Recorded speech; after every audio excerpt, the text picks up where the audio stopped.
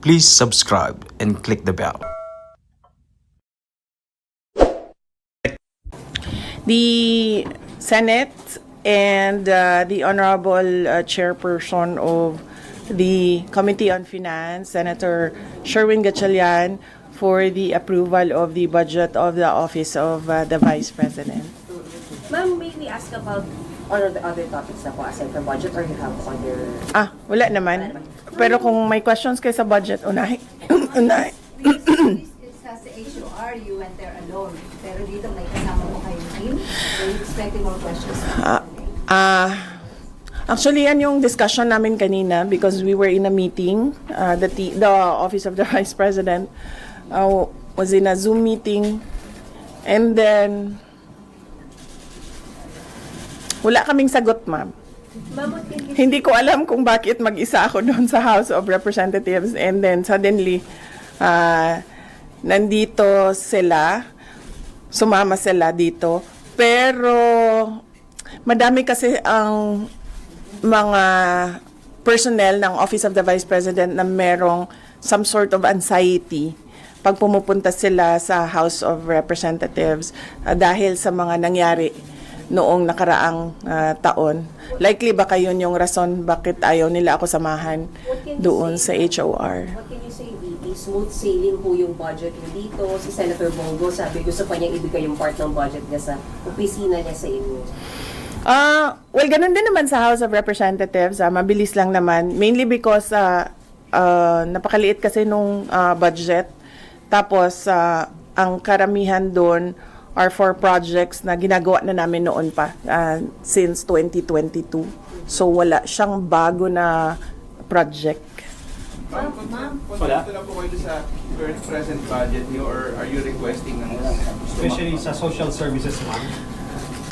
Mas madaming matutulungan pag mas malaki yung budget, pero I decided not to submit a bigger budget because alam naman namin na hindi ibibigay yun eh. So parang maglulukuhan lang tayo kung magsasubmit kami ng mas malaking budget, tapos babalik lang din tayo sa kung ano yung nasa NEP ngayon, which is about 900 million. So hindi na kami nagsubmit. Can we ask about the welfare check done to your father, ma'am? Ano na pong update po yun?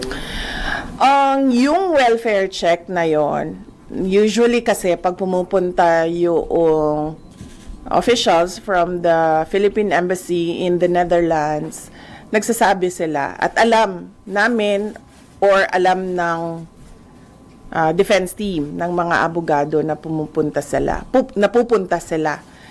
Pero for this one or two, hindi ko pa masigurado kung 2 beses o 1 beses, pero sigurado ako, hindi ko pa masigurado kung 2 beses, pero sigurado ko na merong 1 beses na pumunta sila na hindi sila nagsabi sa pamilya man na nandoon sa Hague o sa defense team. Nalaman ko na lang siya noong merong report na binigay sa Office of the President. Was there offense taken on your part? No? Yes, ma'am. Oo. Kasi hindi naman sila nag-welfare check eh. Simula nung dumating si dating Pangulong Rodrigo Duterte, pumupunta sila doon for specific reasons, hindi dahil sa welfare check. So, noong nag-file ang abogado ng indefinite adjournment, noong proceedings, suddenly meron ng welfare check na ginawa yung officials ng embassy. At kung makikita mo doon sa report, ay ini-interview nila si dating Pangulong Rodrigo Duterte. And somehow, nagbibigay sila ng, although nagsabi naman sila doon that we leave it to the medical experts sa assessment ng overall health niya. Pero meron silang mga insinuations doon na para bang silang nag-a-assess ng kanyang kalusugan. And you see malice in that? Of course, yes. I see malice in that. Number 1, they never did a welfare check. Number 2, they did not coordinate with the defense team. They did not inform the defense team or the family members who are at that time in The Hague. And Yun, makikita mo sa report, nag-a-assess sila sa kalusugan.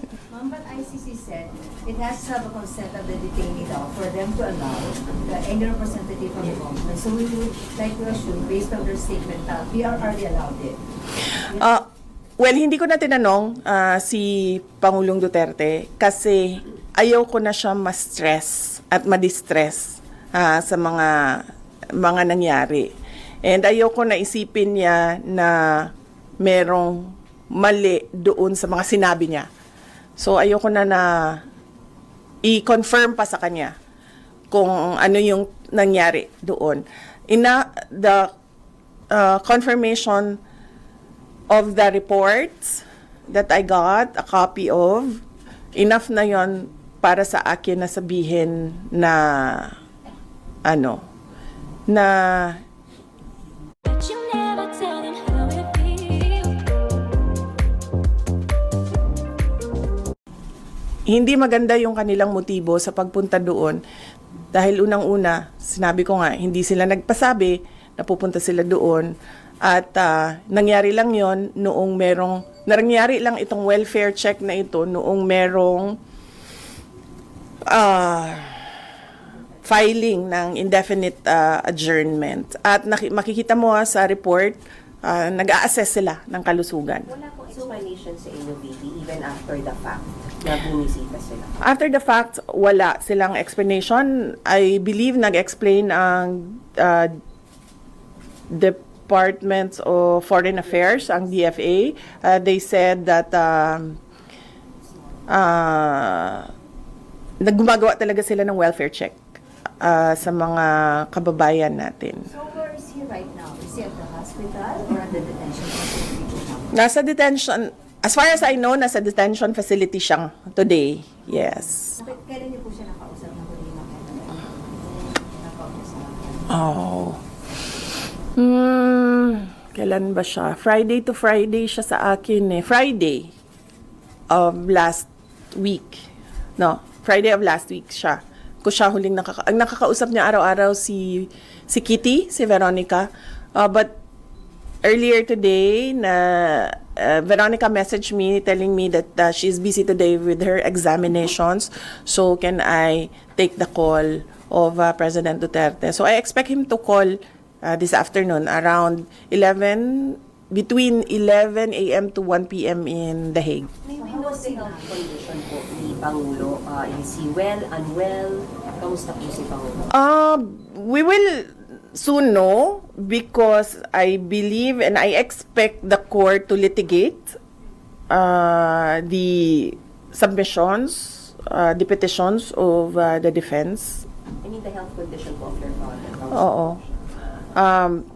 Like ngayon, today, hindi ko pa alam. Hindi ko siya nakausap today. Ma'am, kumusta yung usap niyo nung Friday?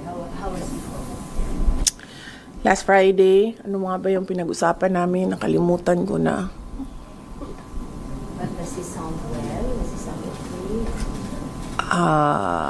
Hindi ko na maalala. Lately, he's been distressed about the flood control talk. So, I'll try to avoid that later. What is he distressed about that? Why is he distressed about that? Kasi, well, sasabihin lang naman kasi ni PRD na sinabi ko na si BBM ay hindi marunong, he's a weak leader, and he doesn't know anything at all about governance. So, Are you distressed the same way as he is about the flood control? oh yes ma'am, of course. Sinabi ko na yan noon, hindi naman masama ang loob ko sa ginawa nila sa paninira sa pangalan ko Masama ang loob ko dahil sa ginawa nila sa bayan. Ma'am, regarding the interim release, may country na po ba na papupuntahan si President Duterte? Merong bansa na nagsabi na tatanggapin nila si dating Pangulong Rodrigo Duterte. Hindi ko lang masabi kung saan. Pero sa Asia ba? Hindi ko masabi kung saan, ma'am, kasi hindi ko masabi. Ma'am, your reaction lang dun sa mga lumalabas sa Senate hearings, allegations of bags of money being delivered po Congressman Zaldico, Congressman Romualdez. Mm-mm. Do you have any reaction on that? Billions of money po. Well, matagal naman matagal naman namin na alam yan dahil matagal naman na yan pinag-uusapan. Simula pa lang noong pagpasok namin as President and Vice President, naririnig na namin yung delivery ng mga pera na nakalagay sa mga suitcases. Pero ngayon lang siya lumabas in public dahil merong witness na nagsabi na siya mismo ang nagdadala nung mga suitcases na yon. Hindi siya odd for Martin Romualdez because he was already involved in heavy luggages doon sa Okada case. Kung maalala ninyo, doon sa State of Delaware case sa Amerika, nabanggit na yung pangalan niya doon at nabanggit na rin yung pangalan niya doon na tumatanggap ng pera na nakalagay sa luggages. So, ganun talaga yung modus nila. You weren't surprised? Hindi na ako nagulat, ma'am, kasi nababalita naman na yan noon. Hindi lang natin napag-usapan in public kasi walang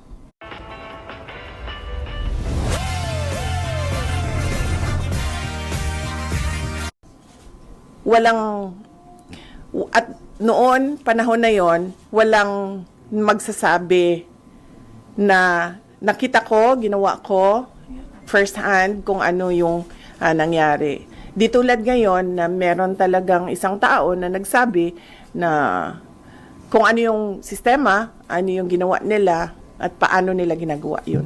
Ma'am, can you confirm the report? Going back to Sir, last Friday daw, his brother, Sir Bong, was not allowed to visit him at the detention. Did it reach to you? No. I have to clarify that, no. That is not true. I made a mistake kasi ako yung nagta-traffic nung scheduling ng mga tao na bibisita sa The Hague. Noong merong pinasa sa akin na listahan ng schedule, akala ko yun na yung final confirmed schedule. Hindi nakasali doon yung Friday nakaraan na schedule. Akala ko hindi nakasali yung Friday. In fact, nandoon na siya sa The Hague, yung kapatid ni dating Pangulong Rodrigo Duterte, precisely for that visit. Pero hindi ko nabantayan sa bagong listahan na wala yung Friday doon. So, ako ang nagkamali doon sa hindi niya pagbisita noong Friday. Ma'am, your comment on the resignation of Mayor Magalong from ICC. Ayaw mag-comment wag na lang, sir, no comment. I'm sorry, balik ko lang. Matagal nyo na kung alam yung modus sa di umano'y pangingikbak sa flood control? Hindi lang sa flood control, ma'am, pati sa sa illegal gambling. Tumatanggap sila. So, si Martin Romualdez.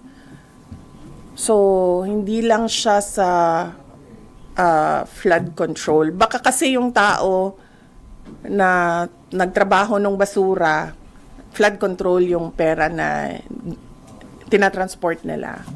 Pero marami pang iba pang mga sources ng corruption na dinideliver. Ma'am, may we know po yung source ng information na ito that they are receiving? Yung mga, ayaw ko sabihin kasi tatanggalin nila, pag sinabi ko tatanggalin nila yung tao, wala na tayong, From his office? Pero hindi po ba, oh yes. From his office? dapat lumabas ngayon para makasuhan sila? Ayaw lumabas ng mga tao Dati pa naman kami nagsasabi na na magsalita kayo. Takot lahat kasi magsalita ngayon dahil syempre aabot yun until the office of the president. Diba? So, walang nagsasalita. Pero pag sinabi ko kasi kung sino at anong klaseng personnel, maano nila kung sino yung nagsasabi doon sa loob. But from the office of Congressman Romualdez po yan? Oh yes. ito din yung mga tao na nagsasabi sa akin na na aatake sila sa confidential funds. Ito din yung reason kung bakit hindi na namin ginamit yung confidential funds on the third and fourth quarter. Third and fourth quarter noong 2023 kasi sinabihan na kami na pinagmimitingan sa loob. But do you think the government is still stable? No. Ma'am. No. Our institutions are clearly abused. They are used for personal gain. They are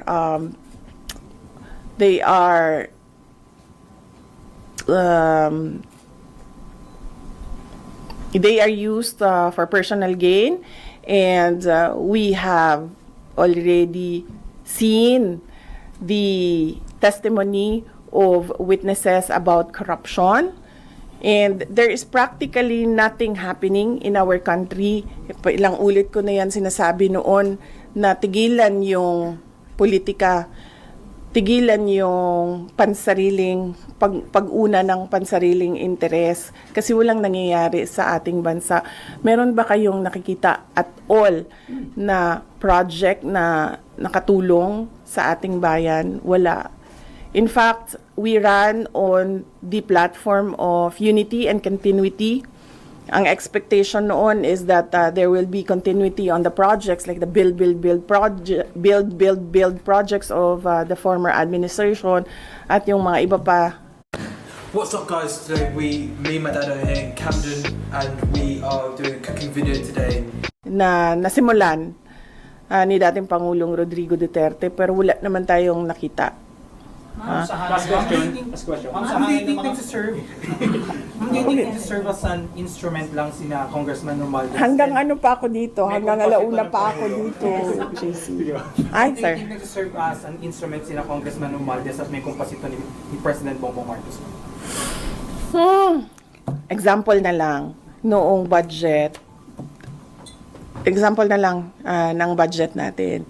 Yung budget natin, ang huling pumipirma dyan, ang Pangulo. Para siya maging batas, para yan ma-operationalize, para natin ma-implement yung batas na yan, kailangan yan ng pirma ng Pangulo. The fact na nagpirmahan sila ng budget na may mga blanco, ibig sabihin, hindi nila binasa or pinabayaan nila na merong mga ganun na blanco. Ma'am, you mentioned na hindi stable ang gobyerno. Sa tingin nyo, kumusta ang moral ng mga sundalos na may mga nagkukwento naman sa inyo na mababa ang moral nila? Hindi ko alam. Hindi ako makapagsalita sa moral ng mga sundalo. Siguro mabuti ba ang word na magsalita patungkol sa moral is sila na mismo ang magsabi. May info kayo na si former Senator Trillanes, isa daw doon sa allegedly na pumasok sa ICC. Merong mga sinabi na ganun, pero hindi ko siya ma-confirm kasi hindi kami nakakakuha ng information sa loob ng detention unit. Nalaman ko na lang yung welfare check kasi dahil sa report na binigay sa Office of the President. So, bago nun, hindi namin alam yon na information mula sa detention unit. Nakukuha namin tulad nung dinala siya sa hospital dahil dahil nakita siya na walang malay sa sahig ng kanyang kwarto, nakuha namin yon sa hospital personnel. Hindi sa detention unit, hindi sa ICC. Hindi kayo informed by ICC? No, hindi kami sinabihan kami na family members, hindi kami sinabihan na may insidente na ganun. Nakuha lang namin yon sa hospital personnel. Madami kasing Pilipino kahit saan ka pumunta, 'di ba, sa buong mundo. Kaya nga hindi makapagtago si Saldico kasi kahit saan ka pumunta, daming Pinoy. So yung hospital personnel nagsabi. When was this? When was this? Kailan po nangyari po? Nakita siyang ano? Hindi ko na maalala. Pero hindi ngayon yon, hindi the moment na lumabas yung statement. Hindi lang ako nagsalita noon. Kasi parang ang sabi ko sa lawyer na pag may mangyari naman na ganyan, kung pwede, magbigay naman sila ng information sa inyo. Kahit hindi na sa pamilya, kasi sa tingin nila, hindi dapat siguro bigyan ng, hindi ko alam kung anong rason nila. Sabi ko kahit sa inyo man lang. And then, sinabi ng lawyer that we will work on this and make sure that this will not happen again. So, hindi na ako nagsalita. Nagsalita na lang ako nung nakita ko yung report sa welfare check.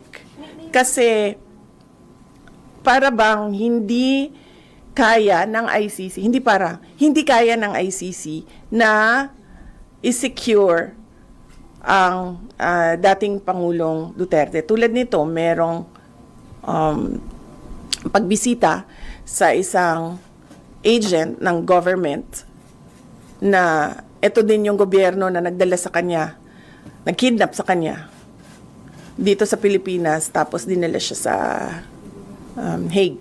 May we know yung particular reason bakit po siya nawala ng malay? Any particular illness that led to that, VP? Hindi ko alam, ma'am. Hindi ko kasi nakuha talaga yung report, ma'am. Nakuha lang namin siya sa hospital personnel at yung tests na ginawa sa kanya. But was it confirmed po, for example, by the former president, na nangyari nga yung incident na yun as reported by the hospital personnel? Tinanong ko siya. Alam ko tinanong din siya ng lawyer. Hindi ko lang alam kung anong mga incidents. But tinanong ko siya kung totoo ba. And then sabi niya, hindi naman yan yung una. Madaming beses na ako na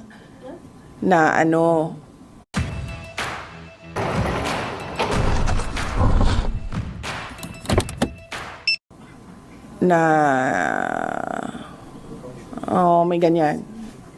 Natumba was his term. And Oh. isn't it alarming or... Yes, it's very alarming. That is why I released a statement stating that clearly the ICC do not have full control of the safety and security of the former president, because I believe, and the way I see it, he needs 24-hour caregiver, bedside care. So, yan din yung sinasabi ko sa kanila. Keeping him in without a trial date, without a date for confirmation of charges, it's just plain cruelty ba? Pinapahirapan nila yung tao. Nakadetain siya ng, para ba siyang kinulong ng hindi siya na-convict. Kaya sinasabi ko doon sa statement na for humanitarian purposes, they should give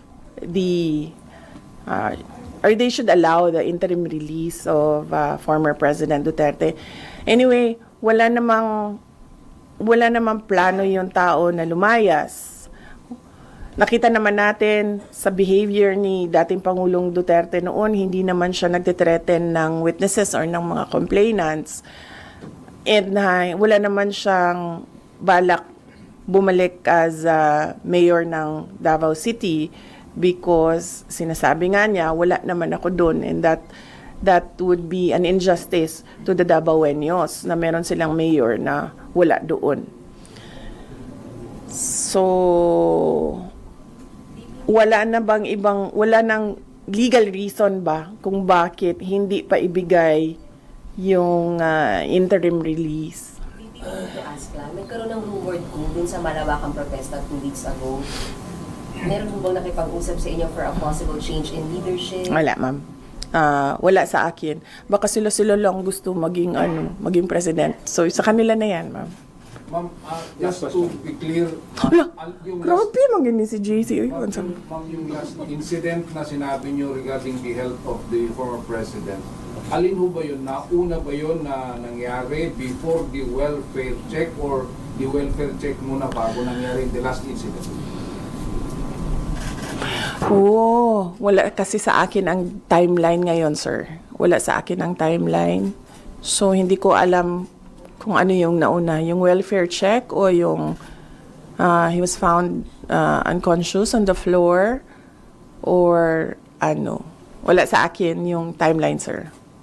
Ma'am, may choice kayo na sa mga countries na po pwedeng mag-host sa kanya sa interim release, will it be sa Europe or Asia? Ano bang preferred ng family? Oo, kung ako, Davao City talaga. Davao City, Philippines. Kahit house arrest yan doon, kahit na gusto ng ICC na ilibing sa ilalim ng bunker yan, yung house arrest niya, walang problema sa amin, gagawin namin yan. In fact, I think, mas makabuti pa nga kung ibigay na lang yung interim release na yan because we can encourage him to cooperate sa mangyayari na trial kung meron man or mangyayari na hearings kung meron man. And mahalaga sa amin yung word of honor namin, no, sa pamilya. So kung sinabi namin na papaniguraduhin namin na lahat ng hearing na sinabi ng ICC na umattend siya, papaniguraduhin namin na nandun siya at nag-attend siya. Grabe yun lang yun. Nakikita ko yung senyas mo kaya. Alam mo, may mata ako dito, JC. Dito, oh. Thank you, ma'am. Thank you. Thank you, Senate Media. Thank you, sir.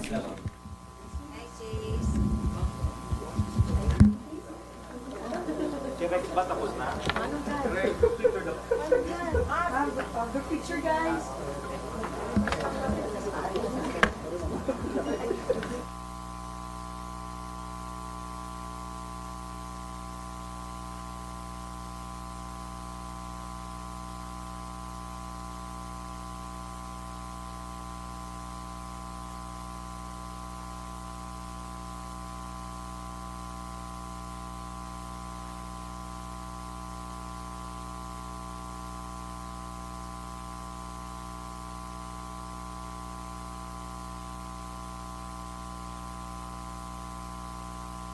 Makes sense.